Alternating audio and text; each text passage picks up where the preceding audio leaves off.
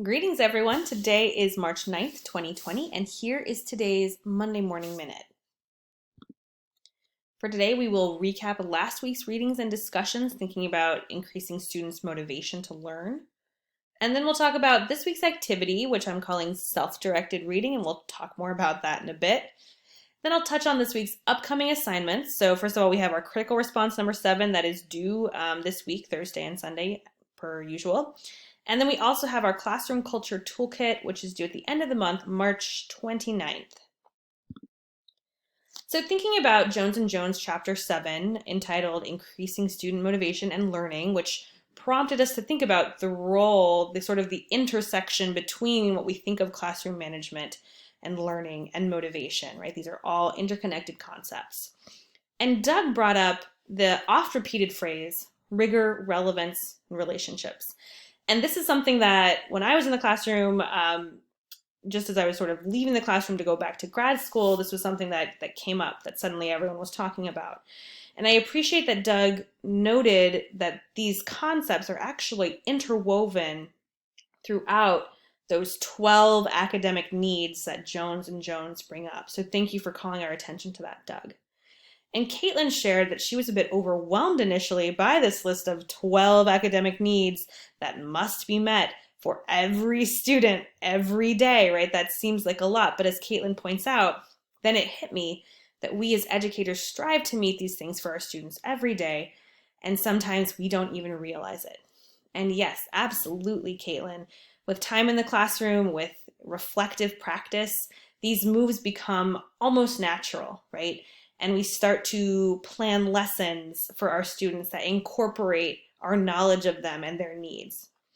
And I also want to say, sort of on this point, that list of 12, when I look at that list of 12 and when I think about my role as a professor, I know that some of these things are not things that I am hitting regularly when I'm planning my lessons, when I'm thinking about designing learning experiences.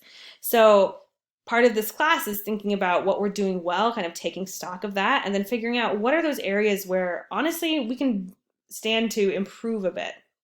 And on that note, I want to just remind us that we have that Classroom Culture Toolkit. It's coming up. It's due at the end of March, as I mentioned, on the 29th. And there's more information. I know I've talked about this in a previous video, but the gist is simply that I'm asking you to identify one particular area of classroom management that that you are interested in learning more about, is perhaps maybe not a strength of yours yet. And the idea is to put together a toolkit of resources designed to target that particular area. So with that in mind, I thought for this week, we can take sort of another scaffolded step towards that Classroom Culture Toolkit.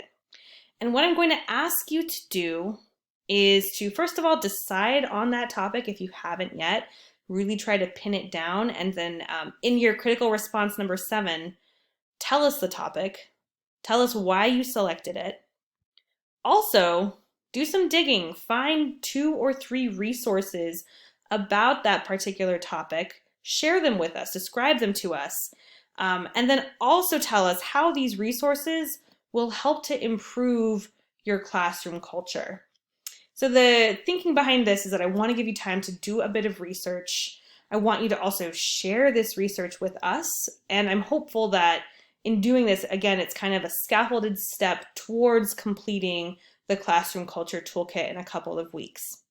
And just as a reminder as well, as ISU students, you do have access to our wonderful ISU library. So I'm on the library's website. I'm going to drag it so you can kind of see the important parts here.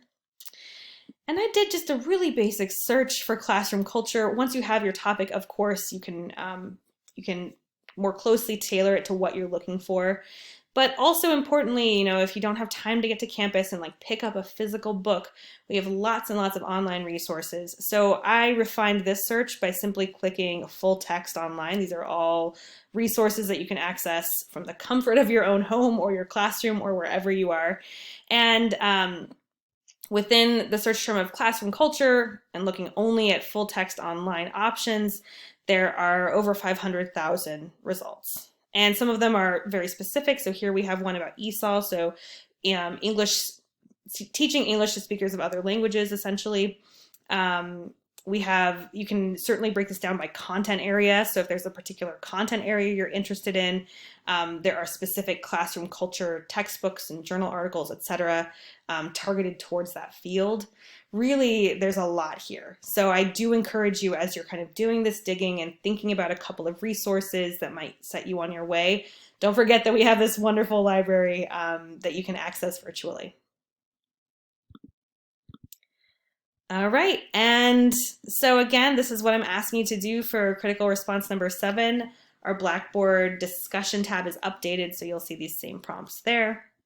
Please make sure to post your initial post on Thursday, and then follow up by Sunday. Of course, as always, if you have other questions, don't hesitate to send me an email, and I hope you all have a wonderful week.